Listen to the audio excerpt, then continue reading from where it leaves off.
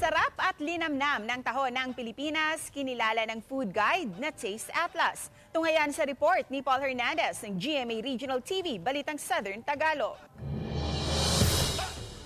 For today's video, matakam sa isa sa mga patok na agahan at Pinoy merienda, ang taho. Napansin yan ng kilalang food database na Taste Atlas. Ang taho na gawa sa pinalambot na tofu ay nilalahukan ng sweet syrup o arnibal at sago. Ayon sa food guide, ganyan din ang bersyon ng dessert sa ibang bansa sa Asia.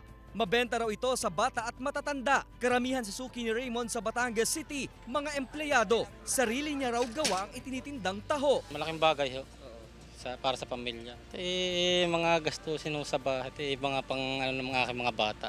Kilalang source ng protein at carbohydrates ang taho na perfect daw kainin any time of the day ayon sa isang nutrition officer na si Deza. Una, nagbibigay siya ng energy.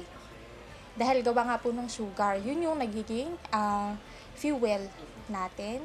Pagdating naman po dun sa protein, nakakapagpa-lessen siya ng risk ng pagkakaroon ng mga cardiovascular diseases. Pero bilin ng eksperto, in moderation lang dapat ang pagkonsumo. Hindi inirekomendang kumain ito araw-araw.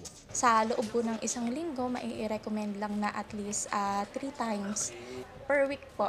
Meron tayong amount na kailangan lang natin makonsume. Hindi yung kumbaga ay isang baso agad na malaki. Ang prefer natin is 1/3 cup per kain. Dapat daw limitahan sa pagkain ito ang may diabetes. Hindi rin daw maituturing na complete meal ang taho. Mahalagang kumain pa rin ng prutas at gulay. Sabi ng nutrition officer, hinay lang sa pagkain dahil anuman daw sobra ay masama sa katawan.